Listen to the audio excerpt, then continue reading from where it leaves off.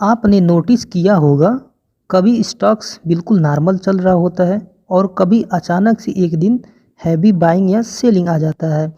तब हम बोलते हैं कि ऑपरेटर आ गया है, कोई बड़ा खेल हो रहा है। लेकिन सच ये है कि मार्केट में खेल ऑपरेटर्स का नहीं, इंस्टीट्यूशंस का होता है। और आज हम एचडीएफसी बैंक के एग्जाम्पल से समझेंगे कि ये इंस्टीट्यूशंस कौन है और कहाँ से आते हैं और इनके पास कितना पावर है। इस स्क्रीन पर जो आप नंबर देख रहे हो वो सिर्फ परसेंटेज नहीं है, ये पावर है डिस्ट्रीब्यूशन का। तो चलो एक एक करके समझते हैं। इससे पहले हम समझ लेते हैं कि क्वार्टरली रिजल्ट क्या होता है। तो देखिए, क्वार्टरली का मतलब होता है 3 महीने का डाटा। हर कंपनी मार्च, जून, सितंबर और दिसंबर में अपना शेयर होल्डिंग अपडेट करती है। अगर एफआईआईज या म्यूचुअल फंड्स 3 महीने में होल्डिंग बढ़ाते या घटाते हैं तो उसे क्वार्टरली चेंज कहा जाता है। अब एक जगह पे ये क्लियर समझ लेते हैं। एफआईआई 47.67%, म्यूचुअल फंड्स 26.66% और रिटेल इन्वेस्टर्स 15.14% और डीआईआईज 10.53%। मतलब टोटल मिला के लगभग 85% होल्डिंग इंस्टीट्यूशंस के पास है। इसलिए एचडीएफसी बैंक रिटेल इमोशन से नहीं, इंस्टीट्यूशनल डिसीजन से चलते हैं। चलिए अब एक एक करके समझते हैं। सबसे पहले आते हैं एफआईआईज, फॉरेन इंस्टीट्यूशनल इन्वेस्टर्स, लगभग 47.67% होल्डिंग। ये लोग कौन होते हैं? एफआईआई मतलब अमेरिका, यूरोप और मिडिल ईस्ट जैसे कंट्रीज से बड़े इन्वेस्टमेंट फंड, जैसे पेंशन फंड्स, हेज फंड्स। तो इस तरह से इनके पास फंड होता है। अब बात करते हैं कि इनका पैसा कहाँ से आता है। इनका पैसा आम लोगों का होता है, जैसे किसी कंट्री के रिटायरमेंट फंड्स, इंश्योरेंस मनी या गवर्नमेंट सरप्लस। इस तरह का प्रोसेस होता है इनके पास पैसा आने का। अब बात करते हैं कि इनका पावर क्या होता है। तो एफआईआई एक ही दिन में हजारों करोड़ों का ऑर्डर लगा सकते हैं।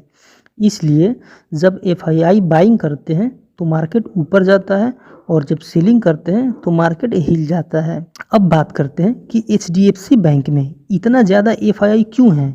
क्योंकि एचडीएफसी बैंक एक स्टेबल, ट्रस्टेड और ग्लोबली एक्सेप्टेड बिजनेस है। इसलिए एफआईआई यहाँ लॉन्ग टर्म पैसा पार्क करते हैं। अब दूसरे नंबर पे आता है इंडियन म्यूचुअल फंड्स, जिनका परसेंटेज है 26.66%, यानी कि स्टेबल एंड स्मार्ट मनी। ये कौन होते हैं?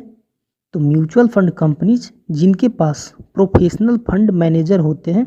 अब इनके पास पैसा कहाँ से आता है? तो आप, मैं और करोड़ों लोग जो एसआईपी के थ्रू पैसा जमा करते हैं, वही ये पैसा इन्वेस्ट करते हैं।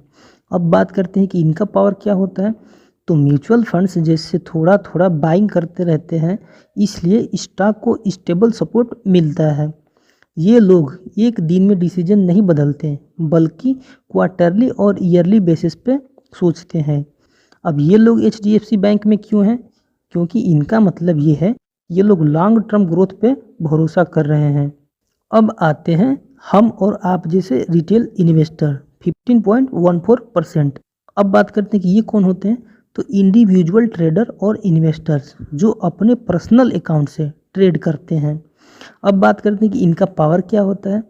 तो रिटेल का पैसा छोटा होता है और डिसीजंस इमोशंस पे होता है, जैसे फियर, ग्रीड, न्यूज़, यूट्यूब्स, सबके असर पड़ता है हम सभी पे। अब बात करते हैं कि हम लोग एचडीएफसी बैंक में क्यों हैं। क्योंकि बड़ी कंपनी में पैसेंस चाहिए, जो सबके पास नहीं होता। चौथे नंबर पे आता है डीआईआईज, डोमेस्टिक इंस्टीट्यूशनल इन्वेस्टर, जिनका परसेंटेज है 10.53, यानी कि साइलेंट बट स्ट्रांग सपोर्ट। ये कौन होते हैं? तो डीआईआईज इंडिया में बड़े इंस्टीट्यूशंस होते हैं, जैसे LIC, insurance companies, pension fund और गवर्नमेंट रिलेटेड फंड। अब बात करते हैं कि इनका पैसा कहाँ से आता है। तो ये पैसा आम आदमी के इंश्योरेंस प्रीमियम और रिटायरमेंट सेविंग से आता है। अब बात करते हैं कि इनका माइंडसेट क्या होता है। तो डीआईआईज शॉर्ट टर्म ट्रेडिंग नहीं करते, इनका फोकस होता है सेफ्टी और लॉन्ग टर्म स्टेबिलिटी। अब बात करते हैं कि इनका पावर क्या होता है। तो मार्केट जब ज़्यादा गिरता है तब डीआईआई बाइंग करके मार्केट को सपोर्ट देते हैं। ये नॉइज पे रिएक्ट नहीं करते, अपॉर्चुनिटी पे रिएक्ट करते हैं। अब बात करते हैं कि एचडीएफसी बैंक में डीआईआई का मतलब क्या है। तो एचडीएफसी बैंक जैसी कंपनी में डीआईआई का होना एक ट्रस्ट और सेफ्टी सिग्नल देता है। फ्रेंड्स, आप याद रखो, प्राइस डेली चेंज होता है पर शेयर होल्डिंग पैटर्न्स धीरे धीरे चेंज होता है, और जो चीज़ धीरे धीरे चेंज होती है वही सबसे पावरफुल होती है। इसलिए नेक्स्ट टाइम सिर्फ कैंडल मत देखना, ये भी देखना कि पैसा कौन कहाँ लगा रहा है। एक चीज़ मैं बता दूं फ्रेंड्स, ये किसी भी तरह का रिकमेंडेशन नहीं है, ये वीडियो सिर्फ एजुकेशनल पर्पस के लिए है। और अगर आप रिटेल से इन्वेस्टर बनना चाहते हो तो पावर को समझना शुरू करो, और वीडियो पसंद आए तो लाइक करो और चैनल को सब्सक्राइब करो। तो मिलते हैं नेक्स्ट वीडियो में किसी और टॉपिक के साथ, तब तक के लिए आप सभी का धन्यवाद।